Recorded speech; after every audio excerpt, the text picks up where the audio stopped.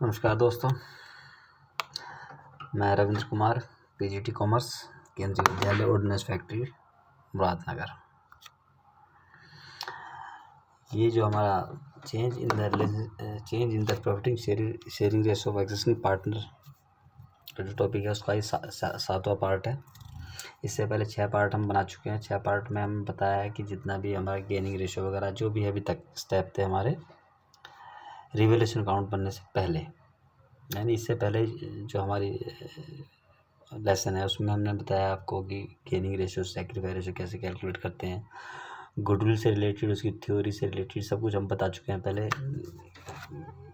कि गुडविल की थ्योरी क्या है, मीनिंग क्या है, कैरेक्टरिस्टिक्स वगैरह क्या है, इसको वैल्यूएशन कैसे की जाती है और दूसरा इसका अकाउंटिंग ट्रीटमेंट क्या है गुडविल का।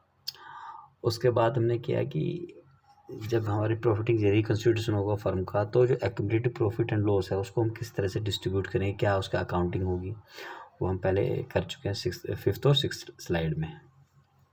अब हमारा 7th स्लाइड स्टार्ट होती है, ये हमारा रिवैल्यूएशन से रिलेटेड है। हम स्टार्ट करते हैं 7th lesson, accounting treatment of revaluation of assets and reassessment of liability.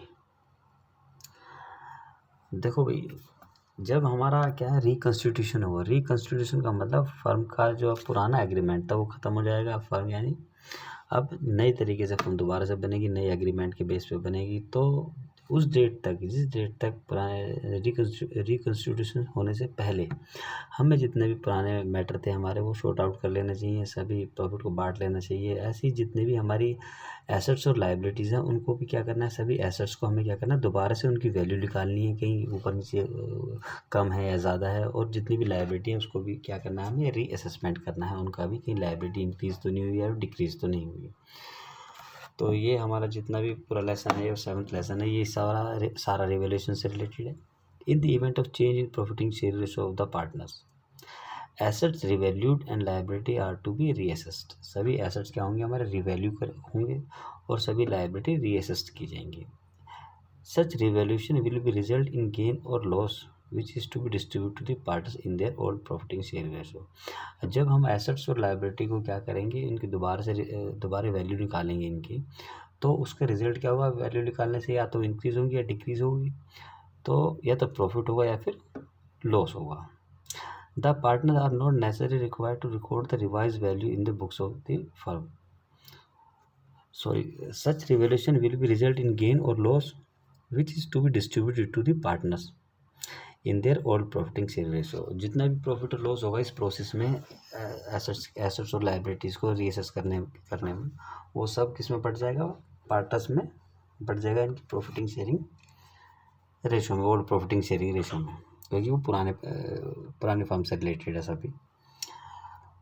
The partners are not necessarily required to record the revised value in the books of the firm. The partners may be decide. अभी जरूरी नहीं कि partners उस revise value को ही क्या करें, वो record करें बुक्स में। उनके पास 2 रास्ते हैं करने के लिए, 2 तरीके हैं, record the revise value of assets and liability और not to record the revise value of assets and liability. तो दोनों ही तरीके हमारे पास हैं। Note, accounting treatment under each of the option is different and hence partner need to be carefully of the treatment of the option chosen. तो partners को decide कर देना चाहिए पहले कि हमें क्या करना है इसमें, तो रिवाइज वैल्यू को रिकॉर्ड करना है या नहीं करना। ये 2 ऑप्शन है हमारे पास, पार्टनर्स के पास, कि जो नई बैलेंस शीट होगी उसमें जो एसेट्स और लायबिलिटी की वैल्यू क्या जाएगी, वो रिवाइज वैल्यू जाएगी या नहीं जाएगी। अकाउंटिंग ट्रीटमेंट में revise value of assets and liability are to be recorded. अब हम बात करते हैं कि अगर पार्टनर एग्री करते हैं कि जो एसेट्स और लायबिलिटी की रिवाइज वैल्यू, जो चेंज वैल्यू है, उसी को लिखना है, तब हम क्या करेंगे। In such a situation revaluation of assets and reassessment of liability are to be recorded in an account known as revaluation account और profit and loss adjustment account. तो इसको क्या बोलेंगे हम, उसको जो हमारा भी रिवाइज वैल्यू होगी वो किसके थ्रू करेंगे, रिवैल्यूएशन अकाउंट के थ्रू करेंगे, या फिर उसको क्या बोलते हैं, profit and loss adjustment account भी उसको हम बोलते हैं। अंडरस्टैंडिंग रिवैल्यूएशन अकाउंट, जो हमारा रिवैल्यूएशन अकाउंट है in the event of the change in the profiting share ratio of the partners, जो भी हमारा चेंज होगा profiting share in the events of change in profiting share ratio of the partners, assets are revalued and liability are to be reassessed. Such revaluation will be result in gain or loss, which is to distribute to the parties in their old profiting sharing ratio. For this purpose, the recording increase or decrease of revaluation account is maintained. तो जितना भी process होगा हमारा, जब हम change होगा हमारा partnership की प्रॉफिटिंग शेयर रेशियो में, तो जो एसेट्स होंगे और हमारी लायबिलिटी होंगे उनको क्या करेंगे, हम रीअसेस करेंगे। तो जो भी रीअसेसमेंट में होगा हमारा, वो किसके थ्रू किया जाएगा, हमारा रिवैल्यूएशन अकाउंट के थ्रू किया जाएगा। उसमें सब चेंजेस को क्या करेंगे, रिकॉर्ड करेंगे। Feature of revaluation. अब रिवैल्यूएशन अकाउंट के फीचर क्या क्या है revaluation account. First, increase in assets value and decrease in liability are to be record in revaluation account. जो एसेट्स या फिर लायबिलिटी की वैल्यू इंक्रीज और डिक्रीज होती है, तो उसको कहाँ पे रिकॉर्ड करेंगे, हम रिवैल्यूएशन अकाउंट में रिकॉर्ड किया जाता है। दूसरा, decrease in asset and increase in liability are to be debited the revaluation account. अगर एसेट्स क्या होते हैं हमारे इंक्रीज हो जाते हैं और लायबिलिटी क्या हो जाती है हमारी, तो डिक्रीज, अगर एसेट्स हमारे डिक्रीज हो जाते हैं और लायबिलिटी क्या हो जाती है, इंक्रीज हो जाती है, तो उसको कहाँ पे रिकॉर्ड करेंगे, हम रिवैल्यूएशन की डेबिट साइड में रिकॉर्ड करेंगे, यानी लेफ्ट हैंड साइड पे हम इसको रिकॉर्ड करेंगे। Unrecorded assets are recorded and unrecorded liability are to be debited in the revaluation account. तो जितने भी हमारे क्या हैं अनरिकॉर्डेड एसेट्स और लायबिलिटी हैं, उसको भी कहाँ पे रिकॉर्ड करते हैं, हम रिवैल्यूएशन अकाउंट में रिकॉर्ड किए जाएंगे। If the credit side is bigger than the debit side of the account, it is referred as a gain or profit on revaluation. अगर हमारी क्या है क्रेडिट साइड का बैलेंस ज़्यादा है डेबिट साइड से, तो उसको क्या बोलेंगे, प्रॉफिट ऑन रिवैल्यूएशन होगा, यानी वो रिवैल्यूएशन की इस प्रोसेस में हमारा जो प्रॉफिट हुआ है वो होगा। ये तो debit side is bigger than the credit side account, it is refer to the loss on revaluation. अगर हमारी डेबिट साइड ज़्यादा है और क्रेडिट साइड कम है, तो ये किसको रेफर करती है, ये लॉस ऑन रिवैल्यूएशन को रेफर करती है। Finally, such profit and loss to credit to the debit to the partners capital account और current account in their old profiting sharing ratio. तो ये जो रिवैल्यूएशन से प्रॉफिट या लॉस होगा, जो भी होगा, वो पार्टनर्स के कैपिटल अकाउंट या करंट अकाउंट में डेबिट या क्रेडिट कर दिया जाएगा इनकी ओल्ड प्रॉफिटिंग शेयरिंग रेशियो में। फीचर हुआ हमारा, अब आता है हमारा accounting entry to record revaluation of assets and reassessment of liability. अब एंट्रीज क्या क्या होंगी इस चेंजेस की, जो हम चेंजेस किए हैं उसकी जनरल एंट्री क्या होगी। सबसे पहले increase in the value of an assets. अगर एसेट्स की वैल्यू इंक्रीज हो जाती है, तब उस केस में क्या एंट्री होगी, एंट्री होगी हमारी assets account debit to revaluation account. Asset अगर इंक्रीज हो तो डेबिट होगा हमारा, तो एंट्री होगी हमारी assets account debit to revaluation. Second, decrease in the value of assets. Revise उल्टी एंट्री हो जाएगी हमारी, अगर हमारा एसेट्स क्या होता है हमारा, उसकी वैल्यू घट जाती है, तो revaluation account debit to assets. Third entry हमारे increase in the amount of liability. Liability जब इंक्रीज होती है तो हम उसको क्या करते हैं, हम क्रेडिट करते हैं, तो रिवैल्यूएशन को क्या करेंगे, डेबिट कर देंगे। तो एंट्री हो जाएगी हमारी revaluation account debit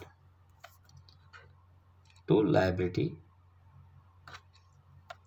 third, decrease in the amount of liability. जब लायबिलिटी कोई भी डिक्रीज होती है, तो रूल के अकॉर्डिंग उसको डेबिट करते हैं, तो डेबिट ही होगी liability account debit to revaluation. ये हमारी एंट्रीज होंगी, increase in the value of an assets, decrease in the value of an assets, increase in the amount of liability, decrease in the amount of liability. तो ये क्या है हमारी entry है।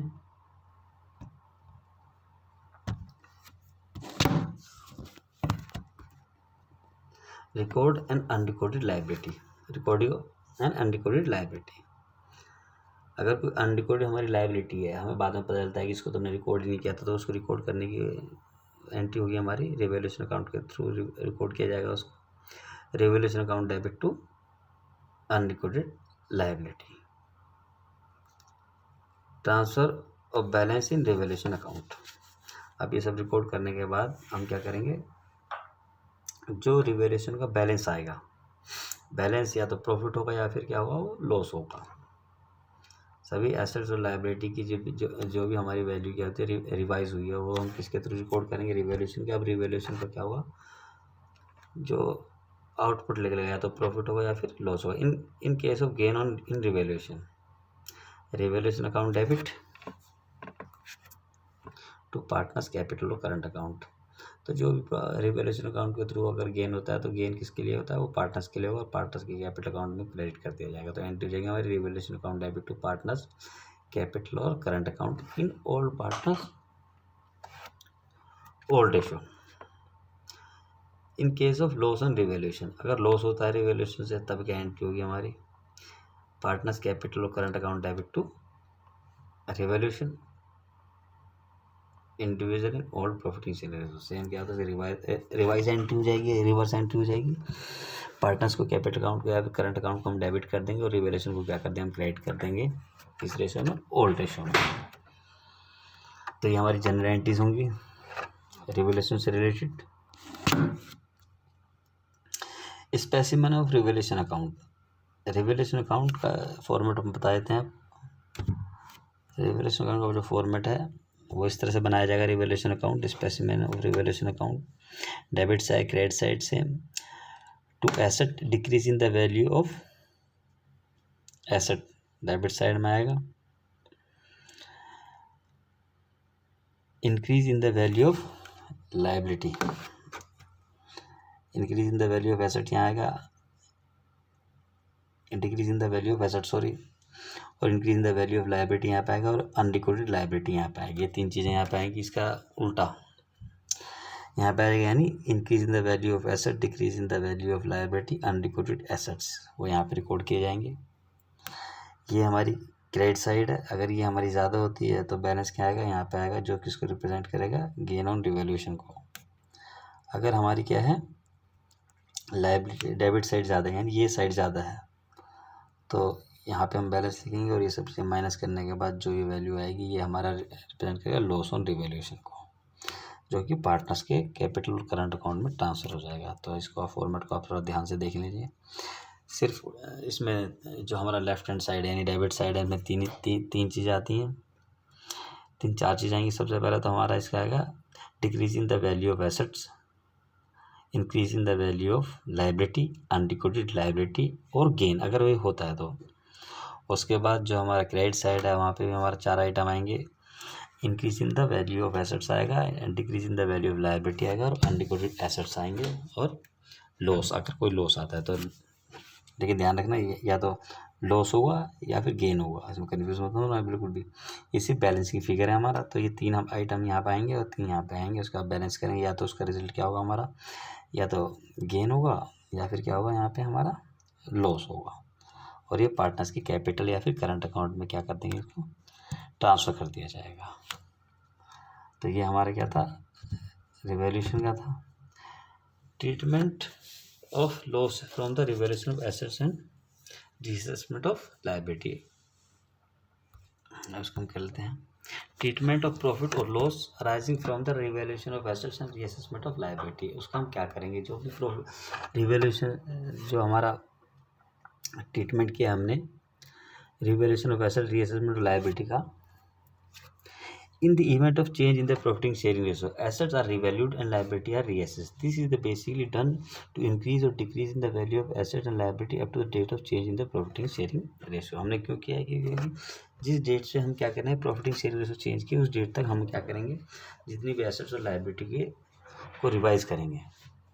The net gain और loss arising of such revaluation of assessment is for the period before the change in profiting sharing. Such gain or loss therefore credit to the debited to the partners capital account in their old profiting sharing ratio. अब जो भी हमने reassessment किया है ये सारा किसको belong करता है, पुरानी पार्टनरशिप को बिलोंग करता है, पुराने एग्रीमेंट को बिलोंग करता है। तो इससे जितना भी प्रॉफिट और लॉस होता है रिवैल्यूएशन के थ्रू, जो भी प्रॉफिट एंड लॉस होगा इस प्रोसेस के अंदर, वो पुराने पार्टनर्स के पुराने रिलेशनशिप से रिलेटेड था। तो पुराने पार्टनर्स में उनकी पुरानी रेशियो में क्या होगा, वो पड़ जाएगा। यानी अगर प्रॉफिट आता है तो पार्टनर्स की कैपिटल या करंट अकाउंट को क्या कर देंगे, हम क्रेडिट कर देंगे। अगर वो लॉस आता है तो पार्टनर्स के कैपिटल और करंट अकाउंट को क्या करेंगे, हम डेबिट कर देंगे। ये हमारा क्या होगा, इसका रिजल्ट होगा। अब बताएं accounting treatment of revise value and asset are not to be recorded. अब accounting treatment of revise value, अगर पार्टनर चाहते हैं कि जो हमारे एसेट्स और लाइबिलिटीज़ हैं उनकी रिवाइज वैल्यू को नई बैलेंस शीट में ना रिकॉर्ड किया जाए, तब हमें क्या करना है इसमें। When revised value of assets and liability are not to be recorded in the books, gain or loss on revaluation is adjusted through the partner's capital account by passing adjustment entry to the capital or current account. For the treatment mentioned above, following step should be followed. अगर partner चाहते हैं कि revise value को record ना किया जाए तो एक एडजस्टमेंट एंट्री हमें पास करनी होगी। उस एडजस्टमेंट एंट्री को पास करने के लिए ये कुछ हमारे स्टेप्स हैं, इसको हम देखेंगे।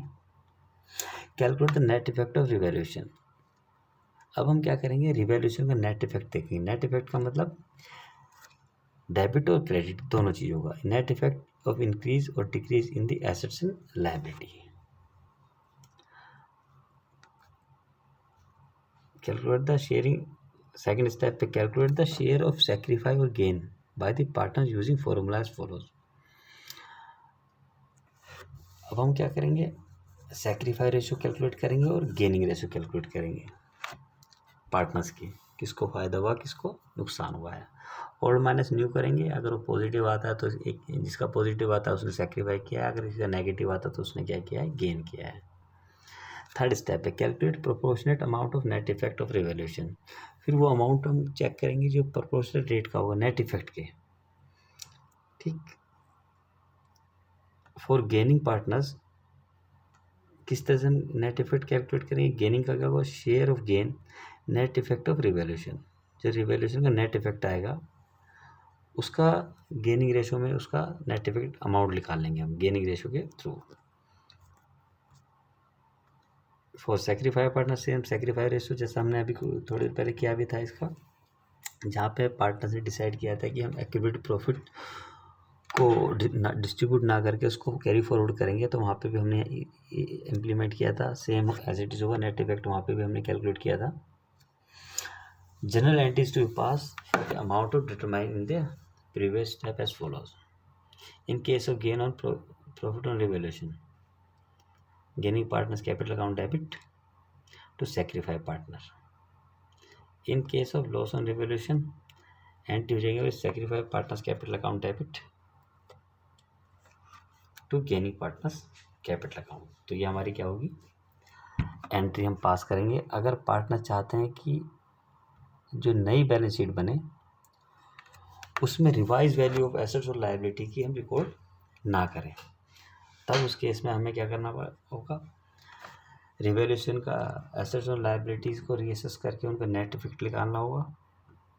फिर इस पार्टनर की सैक्रिफाइस रेशियो कैलकुलेट करेंगे और गेनिंग रेशियो कैलकुलेट करेंगे और उनके प्रोपोर्शनेट रेट के नेट इफेक्ट का सैक्रिफाइस रेशियो के थ्रू गेनिंग रेशियो के थ्रू अमाउंट निकालेंगे और गेनर को क्या करेंगे हम डेबिट करेंगे और सैक्रिफाइस को क्या करेंगे सेम अमाउंट से क्या करेंगे क्रेडिट कर देंगे। अगर रिवैल्यूएशन को जो नेट इफेक्ट नेगेटिव आता है तो एंट्री होगी हमारी sacrifice partners capital account debit to gaining partners capital account.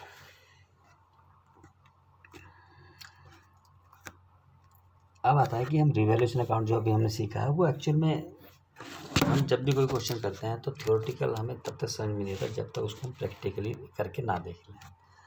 तो एक क्वेश्चन हमने लिया है जिससे कि आप जो रिवैल्यूएशन कर रहे हैं उसका कंसेप्ट आपको क्लियर समझ में आए कि ये इस तरह से ये ऐसा होता है। तो ये क्वेश्चन हमारा A B and C are partner sharing profit and loss in the ratio 3:3:2। Their balance sheet as at 31 March 2013 was as follows. A B C partners हैं, उनकी जो रेशियो है वो है 3:3:2। Their balance sheet as at 31 March 2013 was as follows. Liability दी हुई है, credit general reserve, assets में दिया हुआ है cash at bank debt stock machinery building 37,000 44,000 1,20,000 1,59,000 and 2 lakh. Partner decide that with effect from 1st April 2013. They would share profit and loss in the ratio of 4:3:2. It was agreed that, अब उन्होंने decide किया कि भाई 1 अप्रैल 2013 से उनकी जो प्रॉफिटिंग शेयरिंग रेशो थी, जो पहले 3:3:2 थी, वो कितनी होगी? 4:3:2 होगी। स्टॉक भी वैल्यूड 1,10,000। मशीन स्टॉक की वैल्यू कितनी होगी?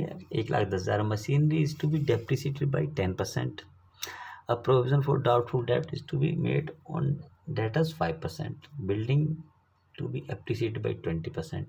अ liability for 2,500 including syndicate is not likely to rise. Partners agreed that the revised value are to be recorded in the books. You are required to pass journal entries for revaluation account and also prepare revaluation account. अब इसके through सिर्फ हमने revaluation account समझाने के लिए इस question को लिया है, तो इसमें आपको रिवैल्यूएशन अकाउंट से रिलेटेड ही जो एंट्री है वो हम पास करके बताएंगे, और रिवैल्यूएशन अकाउंट कैसे बनता है वो आपको बताया जाएगा इसमें। तो ये हमारा सॉल्यूशन है। अब हम देखेंगे एंट्री। जैसे एंट्री में आपको थ्योरेटिकल कंसेप्ट में बताए थे, सेम हम इसको क्या करेंगे, एंट्री के थ्रू इसको बताएंगे। Revaluation account debit stock, machinery, provision for doubtful date. जब हमारा एसेट्स की वैल्यू अगर डिक्रीज होती है तो उसकी एंट्री होती है revaluation account debit to asset. Same stock की वैल्यू हमारी डिक्रीज हो रही है, मशीन की वैल्यू डिक्रीज हो रही है, और हमारी लायबिलिटी क्या हो रही है, वो भी इंक्रीज हो रही है।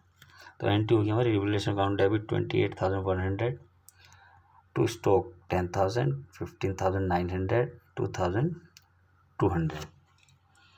जो स्टॉक था हमारा, स्टॉक हमारा कितने का था? 1,20,000 का था। अब उसकी कितनी वैल्यू होगी? 1,10,000 हो गया है। तो 10,000 रुपये का क्या हुआ? उसकी डाउनफॉल हो गया, तो 10,000 ये हमने रिकॉर्ड कर दिया है यहाँ पर। मशीनरी जो थी हमारी, मशीनरी 1,59,000 की थी। अब मशीनरी पे क्या है, डेप्रिसिएट लगा 10%, तो इस पर 10% रिड्यूस करने के बाद कितना है? 15,900। 10% डेप्रिसिएशन लग गया इसमें।